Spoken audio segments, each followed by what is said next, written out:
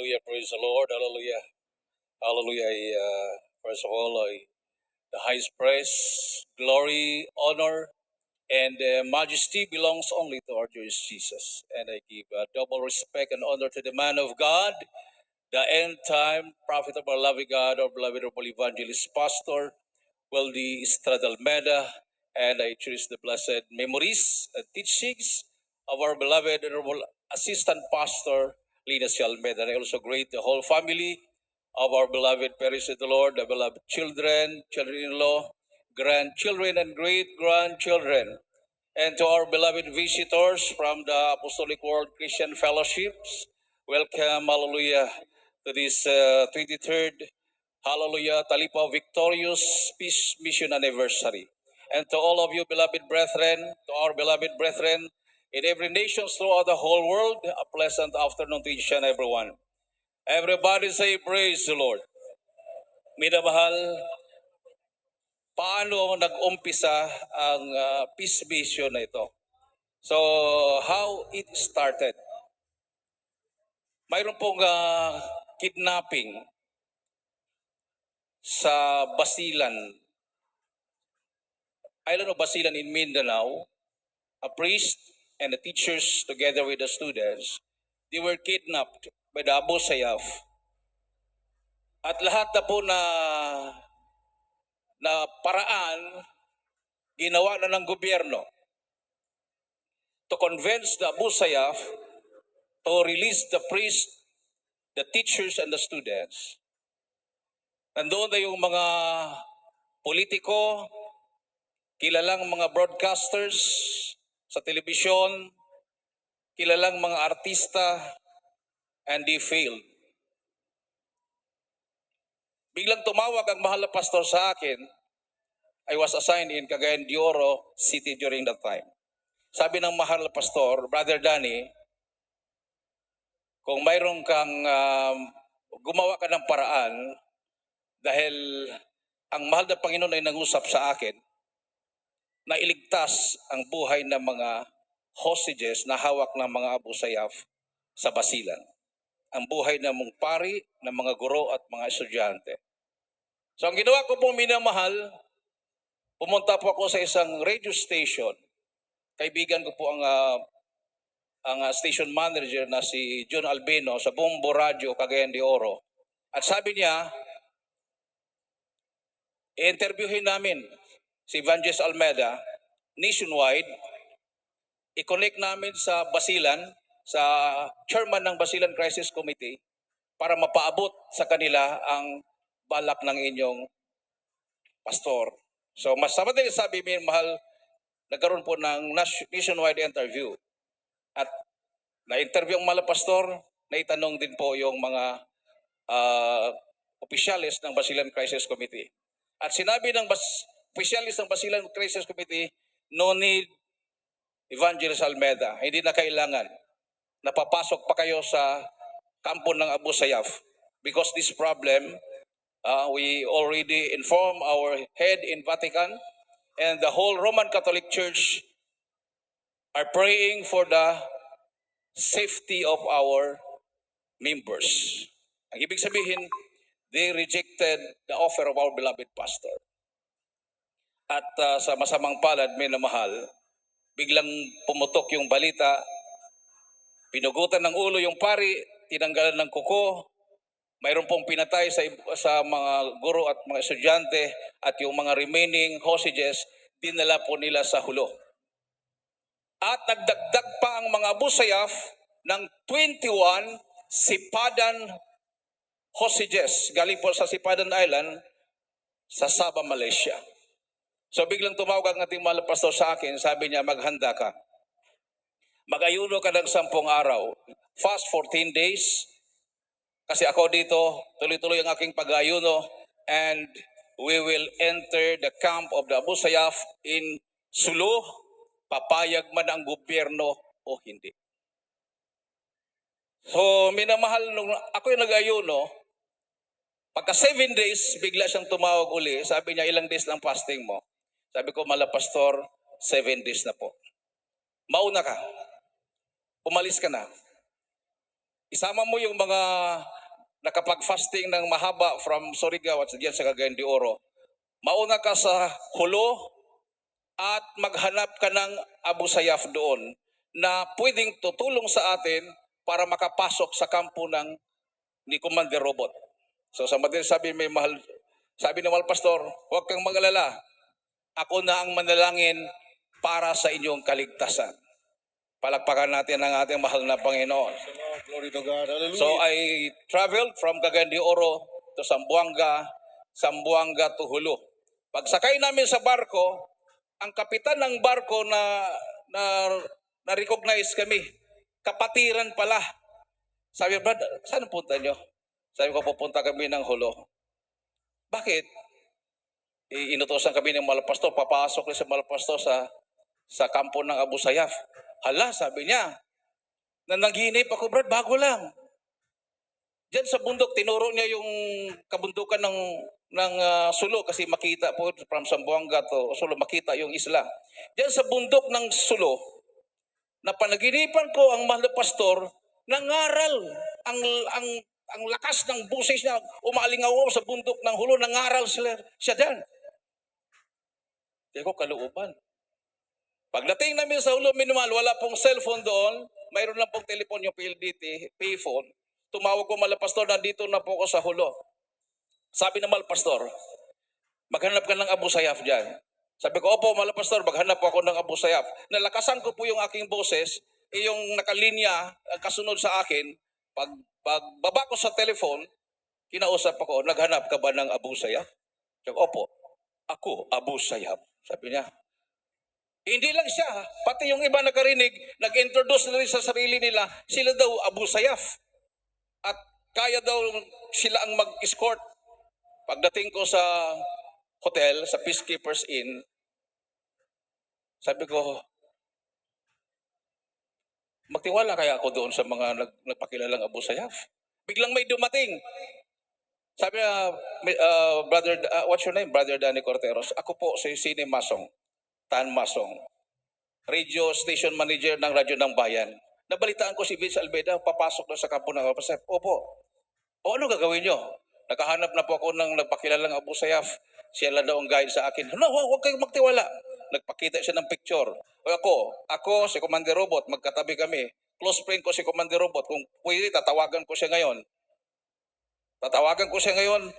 Napapasok kayo. Tinawagan niya.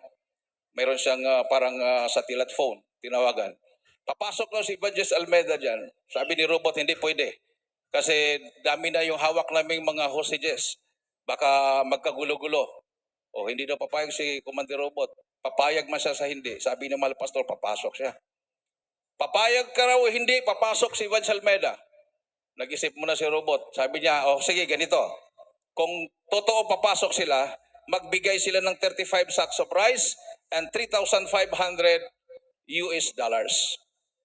Pinarating ko kay mahal pastor yan. Sabi ng mahal pastor, sige, bumili ka ng 35 sacks of rice yan. Magdala ako ng $3,500. Tapos, pagkatapos sabi niya, pumunta ka muna sa gobernador. Kausapin mo ang gobernador. Mag-courtesy call ka dyan. Pinuntahan ko yung bahay ng gobernador. Tamang-tama, pababa na siya. O bakit? Sabi ko, papasok ang mahal pastor sa kampo ng Abu Sayyaf. Sabi niya, hindi pwede, pero mag-usap tayo sa Kapitolyo. Sunod ka sa akin. Pagdating ko sa Kapitolyo, nandoon na pala yung Philippine Army, nandoon ang Philippine National Police, ang dami nila minmahal. Si Colonel Romeo Tolente, Colonel pa siya noon, Brigade Commander, at si Colonel Romero ng Philippine National Police, nandoon. Tinawag pala ni Governor, kinausap ako. Sabihin mo kay Evangelist Almeida, sabi ni Governor Abdul Sakultan, ang pupuntahan yung lugar ay impyerno, ang mga tao doon ay mga demonyo. Ako, Muslim ako ang gobernador dito, hindi pa ako nakakapasok dyan. Tiyak, pagpapasok si Evangelist Almeida dyan, hindi na siya makakalabas buhay. Sabi din ng mga sundalo at pulis, Brad, huwag kayong magbiro. Sabihin lang yun sa inyong mahal na pastor, wala nang problema. Wala nang problema. Sabi ko, hindi pwede magsinungaling sa amin eh. Talagang sasabihin ko yung totoo. Naku, minamahal, nag-isip sila. Sabi ni Colonel Tolentino, sa bagay, walang batas nagbawal sa inyong panampalataya. Pag ganyan ang panampalataya ninyo, para kumbinsihin ang mga masama na magbagong buhay, go at your own risk. Praise the Lord. Hallelujah.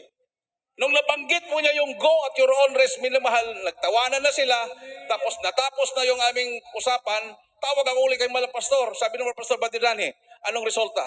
Malapastor, go at your own risk, sabi niya, nung kausap ko si Governor. Bukas na dyan ako.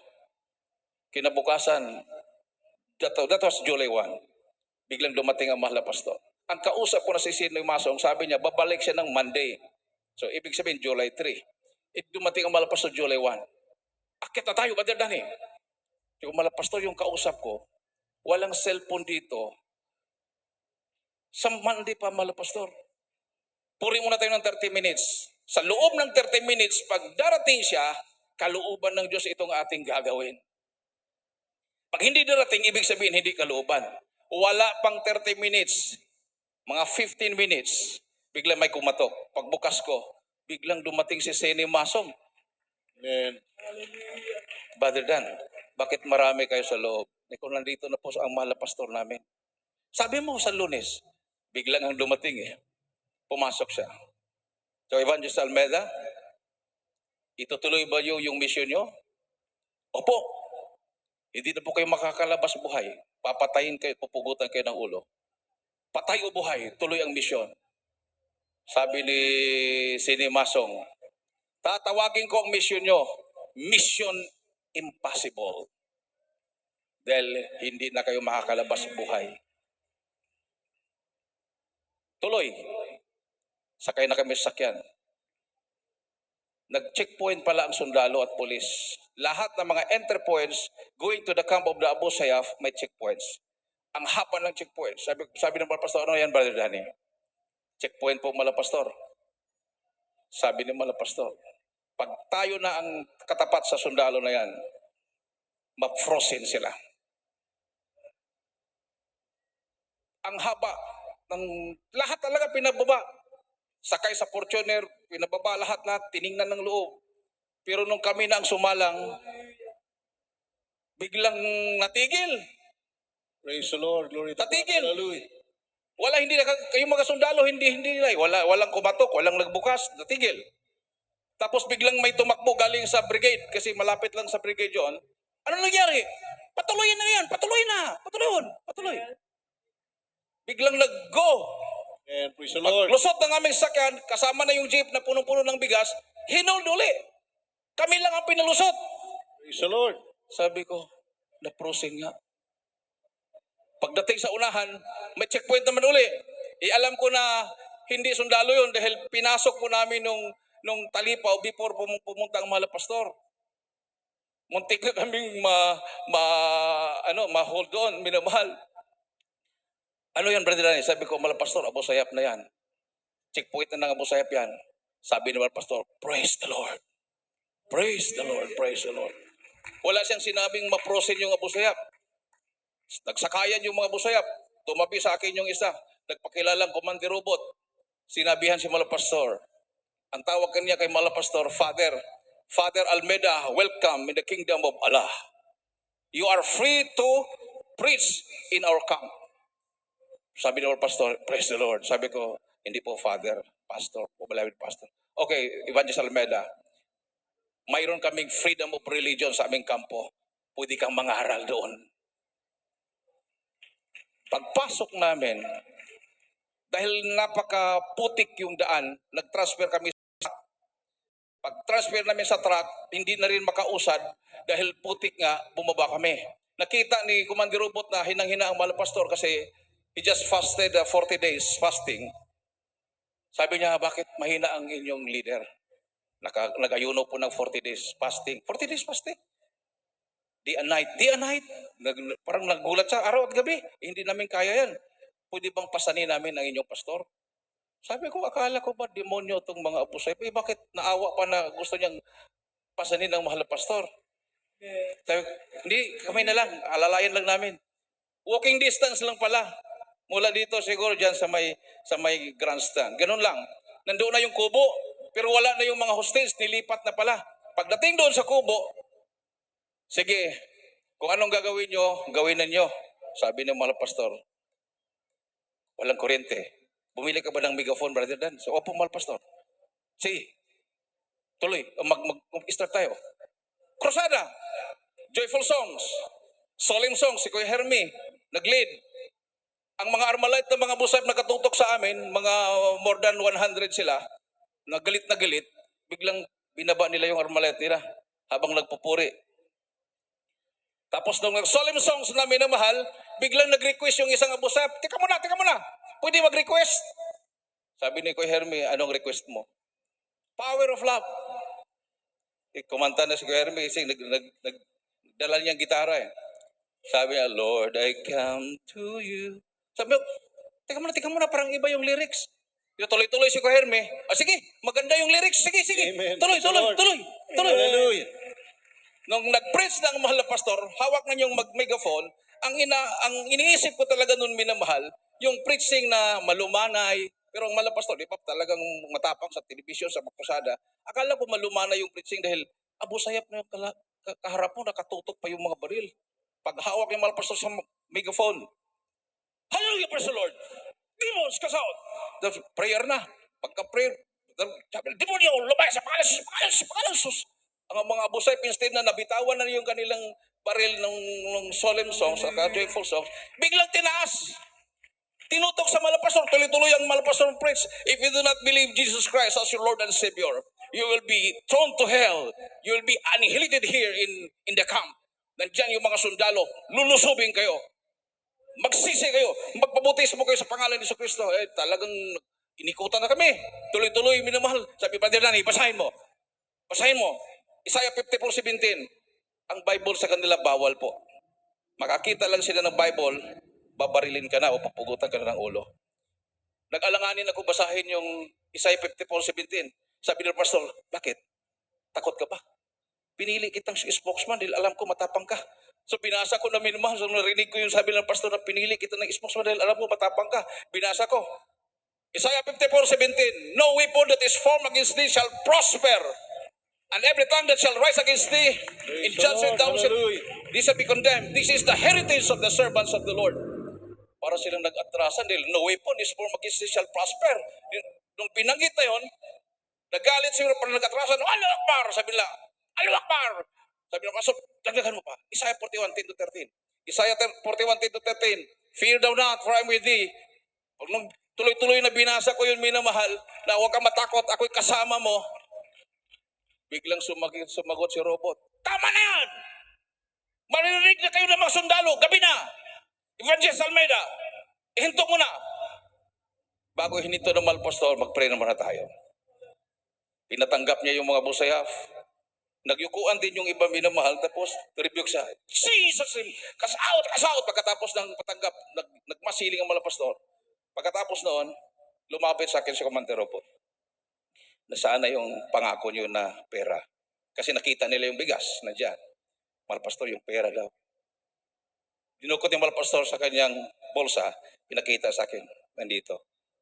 Nandiyan po, Hallelujah. Robot, sa kanyang bulsa. Ay, huwag ipakita, magpatayan kami. Doon tayo sa puno ng kahoy. Punta kami ng puno ng kahoy. Commander Robot, Commander Susukan, ako, si Malapastor, at saka si Sini Masong, yung station manager ng radyo ng bayan. Nung binigay ni Malapastor kay Robot yung pera, sabi niya, Evangelist Alameda, pray for this money. Kasi the hostages, yung mga hostages daw, hindi kumakain ng local na mga pagkain. Gusto nila imported. So, pinag-pray ng Malapastor. Nung yumuko yung dalawang commander, instead na yung pera ang pag-pray ng Malapastor, nilihans yung dalawang commander, nilagay yung isang kamay kay Robot, sa ulo niya, isa naman kay Susukan. Tapos, sabay, pinatanggap ni Malapastor, magsisi. Tapos maya, ni-rebuke, demons, kasaut, in Jesus' name. Ang dalawang commander minmal, gaganon-ganon lang sila habang kinasaot ni Malapastor yung demonyo. Biglang bumulong sa akin si Sini Masong, Brother Dan, namutla siya. Iiwanan ko kayo. Bakit po? Hindi na kayo makalabas buhay dito, madadamay pa ako. Umalis siya. Pag alis niya, minamahal, nagtaka kami. Yung ibang grupo na gustong umagaw sa amin at gusto kaming patayin, yung dalawang commander na nilihas ni Malpastor, sila yung pagsabi, huwag galawin sila. mag-ubusan muna tayo. Amen. Praise the Lord. Magpatayan muna tayo. Muslim sa Muslim. Dahil sila ay nagpaalam sa akin dito sa aking kampo. Walang makakagalaw sa kanila. Hallelujah. Ito na lang. Dahil gusto nilang tumulong, huwag natin silang pakainin ng 3 araw. Araw at gabi, walang tubig, walang pagkain. Dalawa na kaming araw na walang tubig, walang pagkain, yung July 1 at July 2. Pagka July 3, yun po yung sinabi. July 3, 4, 5, 3, 4, 5, buhay pa kami. Dinagdagan ng 2 araw, 6, 7, buhay pa kami. Hindi na makapaniwala si robot, biglang lumating, sumigaw, Hallelujah! Kumusta? Bigla kaming bumangon, parang kasi hindi na nagpakita si robot, hindi na namin alam kung anong mangyayari. Bigla kaming bumangon lahat. Ito, buhay. Sabi ni robot. Naniniwala na ako, padala kayo ni Allah. Amen. Praise the Lord. Hallelujah. Totoo kayong lingkod ng Diyos. Hindi kayo padala ng gobyerno. At kayo ay pinadala dito para magkaroon ng kapayapaan ang aming lugar. Amen. Praise the Lord. Daalalihin ko na kayo sa mga hostages. Dinala kami. Pagdating namin doon, kawawa yung mga hostages. Nanginginig yung isa doon, yung iba umiiyak. Tapos sabi nila, kasi may German, French, Austrian, South African, may Malaysian doon. Sabi nila, are you also hostages? Hostage? No, we are not hostages. We are missionaries. Para tutulungan kayo. Nag-preach sa Malapastor doon, minamahal. Pinatanggap yung mga hostages lahat. Nagtumanggap sila sa Malapinon. Nilihan si Malapastor, isa-isa yon. At nabalitaan po nyo, after mga ilang araw, pinalabas yung wallet. Amen. Praise the Lord. Glory to God. Hallelujah. Tuloy-tuloy na yung paglabas. Sinabihan ako ni robot, Brother Danny Boy kasi tawag sa akin, Danny Boy, isulat mo. Ano po yun? Commander robot. Isulat mo. May pag-asa nang makalabas ang mga sipadan hostages dahil hinipo ang aming puso dahil sa prayer and fasting ni Evangelist Almeida. Amen. Sulat mo yan. Hallelujah. Praise the Lord. Sinulat ko. Basahin mo yung sinulat mo. Binasa ko. Pagkatapos, pinirmahan ni Commander Robot at saka ni Commander Susuka. Yun ang dala-dala ko na pagbaba ko. Ako nang pinababa nila ko eh. Bigla akong pinababa. Nung time na pupugutan ng ulo, mahal na pastor, kapusin. Nung hindi nila kayang pugutan ng ulo at kapusin, nabalik ang galit sa akin. Danny Boy, tayo ka. Si mahal na pastor, minamahal, pag may mawala sa amin, halimbawa, umihi, hinahanap na yun. Binibilang kami lahat. Binibilang kami. Nung time na yun, na sabi niya, within 15 minutes, dalhin mo na namin si Danny Boy.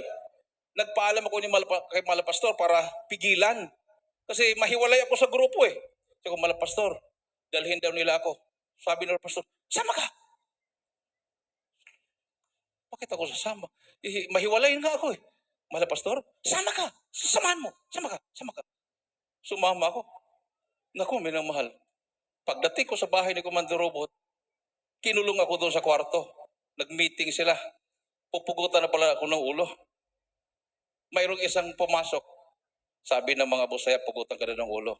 Pero tutulungan kita. Anong tulong mo? Pag gugulguloy na yung liig mo, huwag kang magmamakaawa, huwag kang paluhod-luhod, huwag kang umiyak, huwag kang matakot. Habang ginugulgol yung liig mo, mag-smile ka lang. So inisip ko na mag-smile, ginugulgol yung liig, mag-smile. Naalala ko ang mahal na pastor.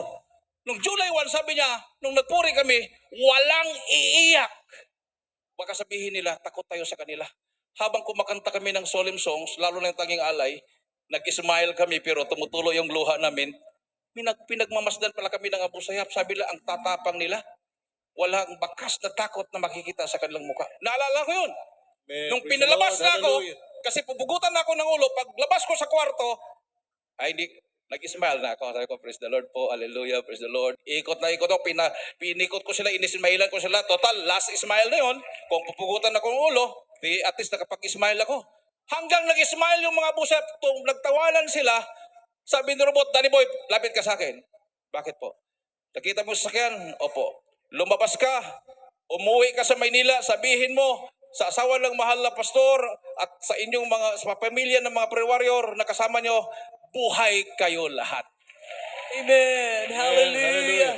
Thank you, Jesus. Buhay kayo lahat. Thank you, Lord. Yun ang binalita ko, minamahal. Tuloy-tuloy ang paglabas. Nung nakalabas na lahat, biglang nag-bombing hanggang, tama yung sinabi ng mga pastor, yung 3 days crusade, sabi ng mga pastor, kung pahintulutan ng Diyos na maging 3 months, papayag ba kayo? Sabi namin, opo, mga pastor. Eksakto, July 1, lumabas October 2. 3 months ayon sa salita ng propeta ng Diyos. Amen. Tagumpay, yan po ang dahilan kung bakit tayo nag-celebrate.